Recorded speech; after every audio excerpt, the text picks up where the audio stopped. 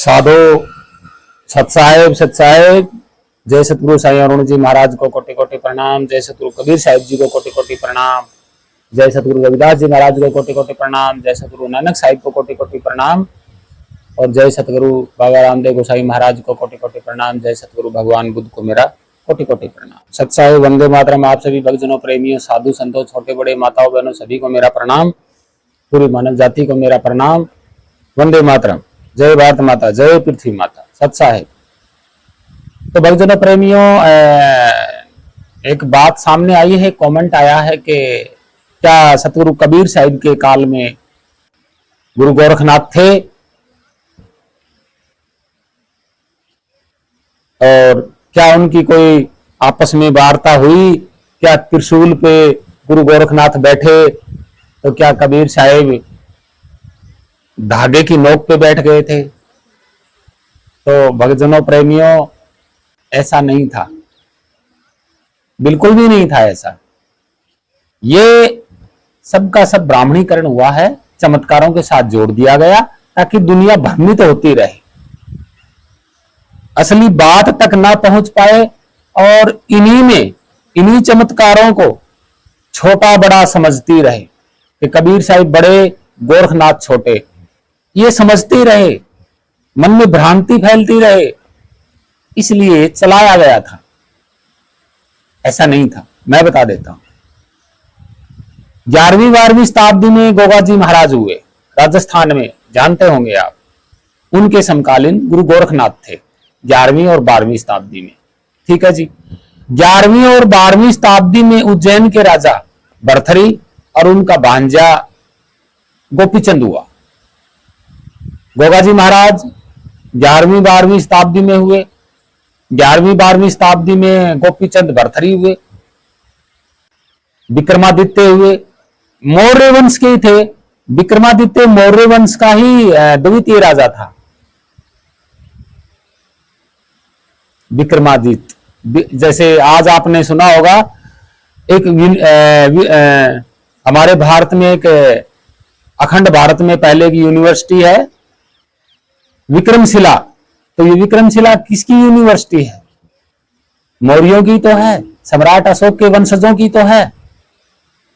बरहत स्तूप सुना होगा आपने, बरहतु स्तूप, बिहार में साइड में इनने। बरहतु स्तूप कौन है? वही भरथरी है। वो इन लोगों ने अपभ्रंश कर करके अलग अलग कहानियां बना दी। तो बरहतु स्तूप जो है वो भरथरी का ही बनवाया हुआ है, वो भरथरी के नाम से है। और उज्जैन का तो वैसे ही नाम लिखा गया है, क्योंकि ऐसा तो है ही नहीं। भरत जो शब्द है वो मौर्य वंश का ही है, विक्रम जो शब्द है वो मौर्य वंश का है। तो ये 11वीं 12वीं शताब्दी में हुए हैं। कबीर साहिब हुए हैं 13वीं 14वीं शताब्दी में। 13वीं शताब्दी 14वीं शताब्दी। अब उस वक्त तो गुरु गोरखनाथ नहीं थे और 10वीं शताब्दी में ही मच्छिंद्रनाथ हुए हैं। और मच्छिंद्रनाथ कौन थे? तिब्बत के थे। गुरु गोरखनाथ भी तिब्बत का है, मच्छिंद्रनाथ भी तिब्बत का है। ये दोनों बौद्ध परंपरा से हैं, भगवान बुद्ध के ही मार्ग से आए। ये नाथ परंपरा है, भगवान बुद्ध के मार्ग से है। इसको कौन झूठ कर देगा? तिब्बत में जाइए, आपको इतिहास मिल जाएगा, गुरु गोरखनाथ का भी मिल जाएगा, और नेपाल में जाइएगा मिल जाएगा, मच्छिंद्रनाथ जी का मिल जाएगा। तो कबीर साहिब के जमाने में गुरु गोरखनाथ नहीं थे, ये सत्य है। और खुद कबीर साहिब ने एक वाणी में कहा है कि योगी महात्मा साधु जन, योग कर करके, योग पे बात आई थी वो, कि कबीर साहब ने योगियों के लिए क्या कहा है कि गोरख मर गए, शिव मर गए, योगी जन साधु मर गए। क्यों कहा ये बात कि गोरख भी योग कर करके मर गए, उनको भी सार शब्द का भेद नहीं चला। तो जब कबीर साहब ने ये वाणी बोली है कि गोरख जी भी मर गए, सार शब्द का मर्म नहीं पाया, भेद नहीं पाया, योग साधना कर करके मर गए, तो बताइए कबीर साहब ऐसा क्यों कहेंगे? अगर भाई गुरु गोरखनाथ के सॉरी कबीर साहब के समकालीन अगर गुरु गोरखनाथ होते तो सिद्ध गोरख मर गए योग साधना करके, तब भी शब्द नहीं पाया, ये क्यों कहेंगे कबीर साहब? तो यहां स्पष्ट हो जाता है कि गुरु गोरखनाथ पहले ही अपने शरीर को त्याग कर चुके थे। कबीर साहब से पहले ही योग साधना करते थे। गुरु गोरखनाथ योगी थे और योग साधना करते थे, और योग साधना में उन्होंने अपना शरीर त्याग दिया। तो उनके बारे में क्या कहा कबीर साहब ने? योगी जन गोरख जैसे मर गए योग साधना कर करके, फिर भी शब्द भेद नहीं पाया। आप देख लीजिएगा कबीर साहब की वाणियों में ये बात मिलेगी। अगर होते तो मरने का नाम क्यों लेते गुरु गोरखनाथ का कबीर साहब? तो इसका मतलब यही होता है कि 11वीं और 12वीं में ही थे, समकालीन थे गुरु गोरखनाथ। 13वीं में तो थे ही नहीं गुरु गोरखनाथ। 13वीं शताब्दी में गुरु गोरखनाथ नहीं थे अंत तक, क्योंकि 1399 में 94 में 1300 के अंत काल में ही तो 1300 शताब्दी के अंत काल में ही तो सतगुरु कबीर साहब का जन्म हुआ है, और पूरी 14वीं शताब्दी समकालीन थी गुरु सतगुरु कबीर साहब के। लेकिन 14वीं शताब्दी में तो गुरु गोरखनाथ नहीं थे, क्योंकि उन्होंने अपनी वाणी में खुद बोला है कि शिव मर गए, गोरख मर गए योग साधना कर करके, शब्द भेद नहीं पाया। तो यही तो है। तो भक्तजनों प्रेमियों, सतगुरु कबीर साहिब के समकालीन गुरु गोरखनाथ नहीं थे, ये लोग झूठ फैला रहे हैं। ऐसा नहीं था, बिल्कुल भी नहीं था ऐसा। क्योंकि अगर गुरु गोरखनाथ 1400 ईस्वी में होते तो बाबा रामदेव गोसाई महाराज के जो रुणिचे वाले हैं उनके प्रमाण में नहीं मिलता है गुरु गोरखनाथ का नाम, नहीं मिलता है। नानक साहिब के प्रकरण में नहीं मिलता है, क्योंकि नानक साहिब थे। यानी कि गुरु गोरखनाथ की और नानक साहिब की मुलाकात नहीं बताई गई इतिहास में। और जो है अपने रविदास जी महाराज के प्रकरण में भी नहीं बताई गई गुरु गोरखनाथ की। अगर बताई गई है तो वो तो एक चमत्कार जोड़ दिया ना, तो चमत्कार तो था ही नहीं, ये तो ज्ञान था। अपने आप का ज्ञान पाना ही तो चमत्कार होता है भाई, अपने स्वरूप को जानना ही तो चमत्कार होता है।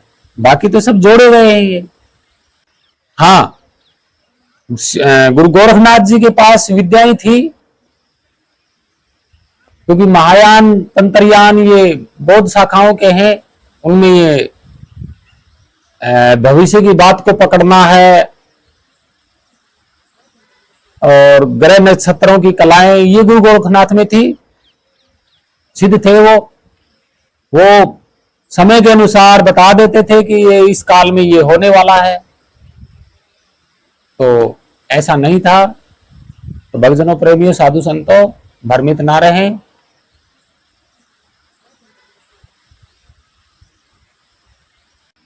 सतगुरु कबीर साहिब के समकालीन गुरु गोरखनाथ नहीं थे।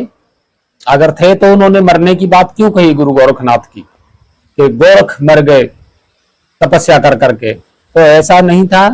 ये सब के सब भ्रमित करने वाली बातें हैं। ना ही कोई ऐसा चमत्कार हुआ, ना ही कोई बात। भाई वो बौद्ध परंपरा के, उनकी परंपरा, गुरु गोरखनाथ की जो परंपरा थी वो बौद्ध ही परंपरा थी, भगवान बुद्ध परंपरा थी। बौद्ध का मतलब क्या होता है? ज्ञान होता है। ये सारी ज्ञान की परंपराएं हैं। बौद्ध कोई धर्म नहीं है। तो सब बौद्ध अनुयायी थे ये। कबीर साहिब बौद्ध मार्ग पे थे, रविदास जी बौद्ध मार्ग पे थे, नानक साहिब बौद्ध मार्ग पे हैं, बाबा रामदेव गोसाई महाराज बौद्ध मार्ग पे हैं, जाम्बा जी बिश्नोई धर्म के गुरु बौद्ध मार्ग पे हैं।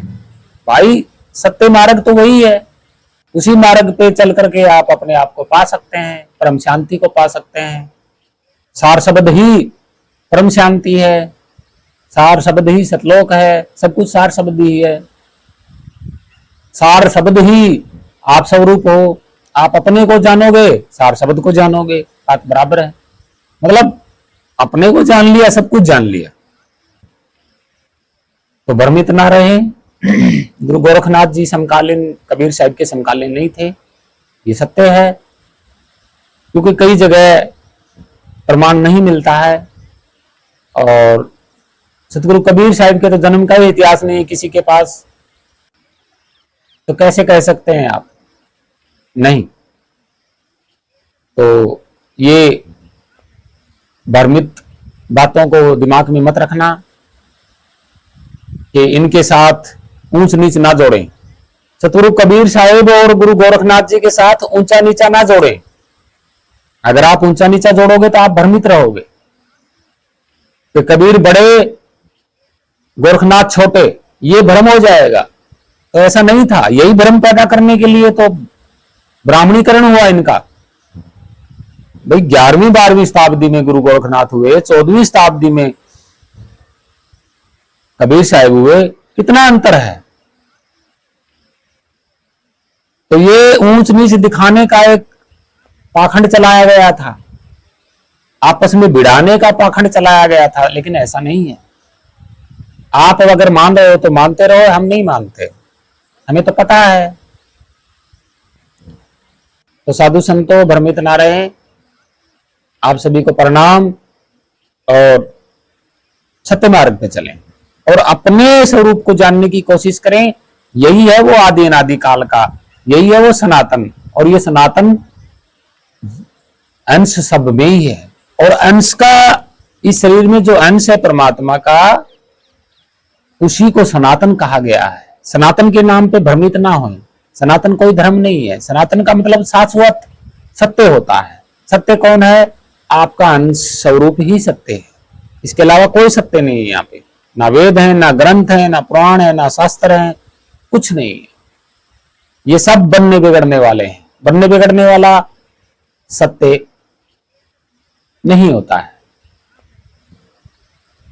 तो आप सभी को प्रणाम, सभी भक्तजनों को प्रणाम। सत्साय, सत्साय। वंदे मातरम। जय भारत माता, जय पृथ्वी माता। सत्साय।